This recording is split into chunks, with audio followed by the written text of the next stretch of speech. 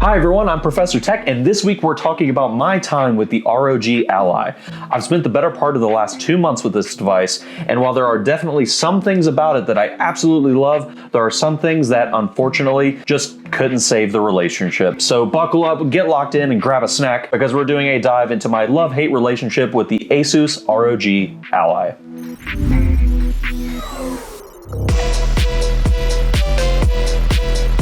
So the ROG Ally released earlier this year to somewhat mixed acclaim, with several review outlets including Linus Tech Tips, ETA Prime, and Retro Game Core giving a mostly shining review, albeit some of their own caveats. But now that the system has had some time to mature, receive updates, and correct some of its errors, how does it hold up? Should you get one? Which one should you get? You didn't even know there were 2 of them. The shame. So let's start with that last bit. Yes, there are 2 different models of the Asus ROG Ally, the Z1 Extreme Edition, which is what I've been using for the last 2 months, and the regular Z1 edition. The regular Z1 comes in at about 100 USD cheaper than its slightly older brother, but with huge sacrifices to performance and usability. In fact, rather than provide a bunch of schematics and tests and details, I'll keep it nice and short with you. Don't buy the normal Z1 edition. For the amount that you're spending, you're infinitely better off just buying a Steam Deck, because the performance gap is somewhat unnoticeable, and with the newly released Steam Deck OLED storage options, there's literally no upside to it anymore. By the way, get subscribed to see more on the Steam Deck OLED model, as I'm receiving my unit soon after this video goes live. I'm immensely stoked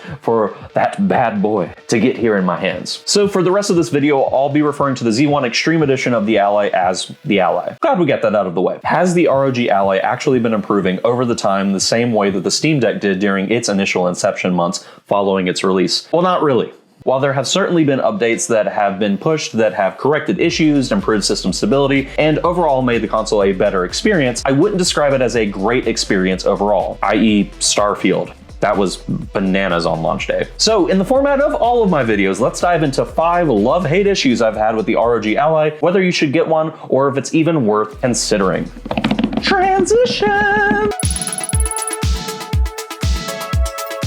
The beautiful screen that absolutely kills battery life. Okay, so yes, the ROG Ally has, in my opinion, the best looking overall screen on the portable handheld PC market. As of the recording of this video, I'll be doing a comparison video to the Steam Deck OLED in the coming weeks, so make sure to like this video so that the algorithm brings that juicy info to you and your way in the future. It's sharp, it's color accurate, and it's incredibly responsive with its 120 Hz refresh rate. When it's running full ham, it's beautiful and a joy to play. One of my favorite activities is plugging the system in to get its full potential, which I'll have more later in the video, playing things like Halo Infinite and Slayer combat modes. With the increased refresh rate, it makes it feel incredibly good to play on the go, and honestly a notably better experience than my Steam Deck LCD model has been in the same game. And this isn't the only game that I've had this experience with. Games like Rocket League, Dragon Ball FighterZ, and Fortnite have all played wonderfully under these conditions. But did you notice the trend there? Each of the titles I just mentioned are somewhat older and can be effectively considered low-need esports titles, with maybe the exception of Halo Infinite. And before anyone hops on my back and starts yelling that, "Tech,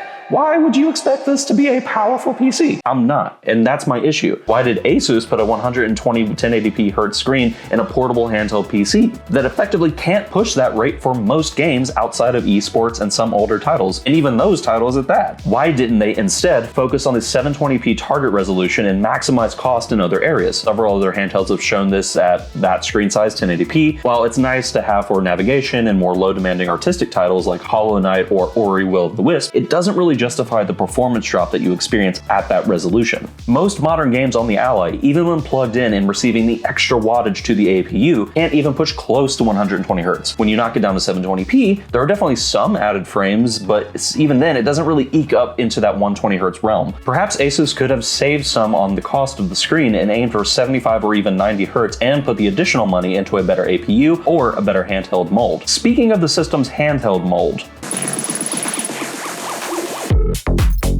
the system's ergonomics. For the first month or so that I had the ROG Ally, I genuinely thought that I preferred its ergonomics over the Steam Deck. In a previous video, I said that I thought that the Steam Deck would be the more comfortable option of the 2. And then buyer's confirmation sat in and convinced me otherwise. But I'm open to being wrong. The ROG Ally's ergonomics, while comfortable and definitely aided by the lighter overall weight of the system compared to the Steam Deck and even the Lenovo Legion Go, they're not quite on par with the Steam Deck's handheld ergonomics after long hours of use. The lack of inbuilt palm grips that are deep enough even for someone like myself who has smaller hands is somewhat noticeable, especially for somebody who's over 6 feet tall. Don't read more into that than you would expect. But don't get me wrong, I loved the Ally at first. The lightweight, the color of the console, the lack of touchpads resulting in a smaller overall physical footprint definitely gave me the vibe that the console was more comfortable. And it is a comfortable system overall. I really don't want to make it seem like it's not a comfy system if it's what you have at your disposal. It's just that the Steam Deck is so much better.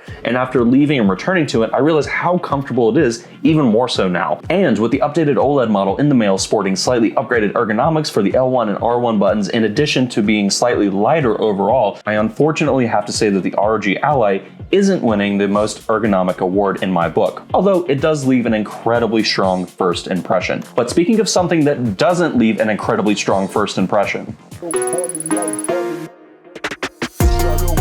overall portability features. Again, this is a love-hate list, so some of these topics are great, while others are from a miss or give category. And the outlook on portability for the system isn't one to dismiss. While the ROG Ally comes in at a noticeably lighter weight, leading to easier transportation and less heft to lug around, it lacks a few notable features that have been tantamount in my enjoyment of not only other handheld PCs, but also other portable consoles that predate both the Ally and the Steam Deck. Most notable of these features, and the one that I really hope Asus is able to integrate in some way in the future, is a proper sleep mode. And no, I don't mean Windows Sleep or even Windows Hibernate. What I mean is a tried and proper sleep mode where I can put the console to sleep, I'll sit in my bag and pick it back up in 10 minutes, 10 hours, or even 10 days later and resume right where I left off. Now, I know that not all consoles that have implemented a sleep function have been able to hold a sleep mode for 10 straight days, but devices like the Nintendo DS and the Sony PSP, both of which are now well over 15 years old, were able to accomplish things like this when they shipped. And for many gamers that were hoping to achieve a higher level gaming experience like those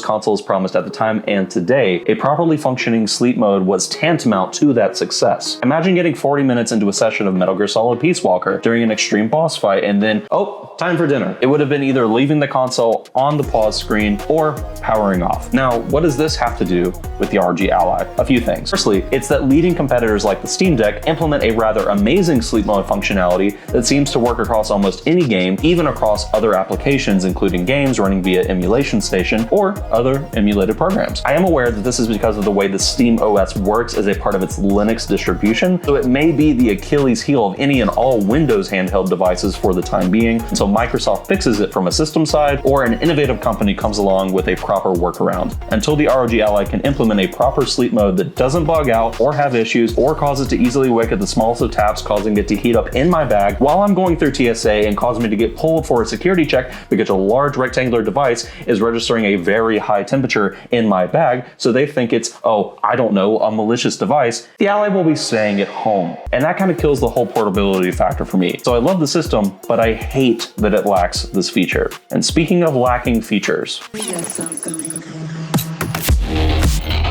application communication. So while the Steam Deck, Nintendo Switch, and other portable consoles of the past have been effectively built on custom software that is built around the hardware of the device that's pushing the experience of the user, the ROG Ally and the Lenovo Legion Go for that matter are built the other way around. Software for the ROG Ally is crafted around working in a Windows environment, and while to enthusiasts like myself, that sounds like an absolutely fun project to get in and tinker with to our heart's content, it is incredibly un-user-friendly and downright frustrating at multiple points in time. Take, for example, the ROG Ally's inbuilt software and hardware configuration tool, Armoury Crate SE. While on the surface, it works well in most instances and has a physical button located on the ROG Ally for quick and easy access to adjust settings, record video, and alter system functions, it doesn't always work. And to be fair, I'm not even faulting Asus for this. My decked out desktop running Windows sometimes has bugs and errors running background applications that I fundamentally rely on. But if the ROG Ally is trying to compete with something like the Steam Deck and the Nintendo Switch, which have arguably less freezing and less downtime as compared to the Ally, then the Ally gets left in the dust. When the button and application do work, they work great, and there are some really solid features present that are so nice to be able to change on the fly while I'm gaming or navigating menus. It's even easier than navigating some of the Steam Deck menus, and this is because Armoury Crate allows you to customize what options are available to you to the top of the menu at any given time. This only gets more love-hate-ish, as while the Armoury Crate pop-up menu has almost every option I want, it is missing a few key features that would make it solid gold as a modifiable portable full menu, like the ability to add custom quick access settings easily and offer quick prompts rather than having to tap and cycle through a series of options. I'd love to be able to tap the controller preference and skip the automatic function altogether, as it sometimes results in system hangups, and the automatic sensitivity of whether I need to use a controller or a keyboard layout almost never works properly, at least in my experience. If Asus can get system applications like Armoury Crate SE working more flawlessly, I might love it a bit more and hate it a bit less. But you know what I don't think I'll ever be able to love more and hate less, unfortunately? Windows, everyone's favorite operating system. Okay, so I've mentioned this a few times in this list, but I haven't come right out and said that it's one of my least favorite, but also most favorite aspects of the ROG Ally. I've mentioned the lack of proper sleep mode that most likely is caused by Windows operating system requirements and background functions, the inbuilt application integration that doesn't always work because it conflicts with Windows processes itself, and many other reasons. But putting desktop grade Windows into a handheld that has been, well, it's been a love-hate inducing experience out of the gate. Yes, the customization features are insanely good as they are with almost any other Windows device. And yes, the fact that virtually any game will run on Windows and will also install and run on this device is a huge leg up from something like the Steam Deck, or even something like the Nintendo Switch, which is ultimately tied to its own ecosystem. The fact that I could play Fortnite and Goat Simulator without so much as a small hiccup was a nice overall change that I really appreciated about the ROG Ally. And for some games, it was nice to not have to think about running a game through a Proton layer or finicking with the system settings to get a game to run at all, like I sometimes have to do on the Steam Deck. But tinkering with game settings is something I have to do for almost every game I play on the Ally. No, I don't have to hop into the console or edit text files or force compatibility layers for most games, but I do have to customize the automatic settings for nearly every game that I play, because the ability of games to recognize the best settings for the Ally is, to say it the least, lackluster. Sometimes it's just downright awful and I can barely get into game menus. To top this off, not every game remembers my settings either, so when I close and relaunch at a later time, I sometimes have to repeat this process. Another somewhat smaller but related issue is that if you delete a game from, say, your Epic or Steam game library, Armoury Crate SE doesn't always recognize this, and the game list gets cluttered and messy very quickly. I negated to mention this earlier, but Asus needs some work done on their user interface and experience design for this application. And remember the sleep function that I ranted about earlier? Well, if you even try to use Windows Sleep or Windows Hibernate function, which I found to be slightly better than the Windows Sleep function, some games just straight up won't cooperate and they crash whenever you try and turn the system back on. For example, Assassin's Creed 2 regularly had inconsistencies loading back up, as did my time trying to play Cyberpunk 2077. So in short, these issues are just a few that I mentioned, and they're not necessarily Asus's fault, but it definitely falls more on the Windows side of things. So if Windows can fix these things, then the Ally will earn some of its points back. But if I'm to make a recommendation, if you prefer a system that just works out of the box and as you mostly expect it to, the ROG Ally unfortunately doesn't meet that criteria for me. But if you don't mind tinkering and dealing with crashes and weird random issues, all for the sake of performance, a few extra frames, and somewhat higher level of compatibility, then the ROG Ally might be a good choice for you. For me, just because of my crazy schedule and the way that my life tends to go, it's unfortunately going to be leaving my rotation soon. Maybe I'll do a giveaway of it once the channel hits, 10,000 subscribers, and maybe we've hit 500,000 channel views. But we'll have to see. So if you like that video, make sure to hit like and get subscribed. I love you peeps, and I look forward to seeing you all next week. Bye!